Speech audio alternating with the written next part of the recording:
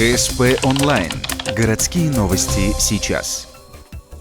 Четверг, 15:30, детский сад номер 26 «Праздник осени». Эта традиция зародилась несколько лет назад, став не просто утренником. Во-первых, мероприятие сближает детей и родителей, чего только стоит подготовка выставки. Все экспонаты из овощей и фруктов выполнены усилиями целой семьи. А еще процесс подготовки программы скрепляет коллектив педагогов с коллективом мам и пап. Целью данных мероприятий является вовлечение семей, воспитанников в образовательно-воспитательный процесс и расширение партнерских отношений с семьями. Да, выступают тут не только дети, но и их родители. Активным творческим участием они подают самый лучший пример своим малышам. Традиционно из взрослых тут собирают оркестр. Пускай он всего лишь шумовой, а не профессиональный, зато сколько радости приносит сидящим в зрительном зале дошколятам.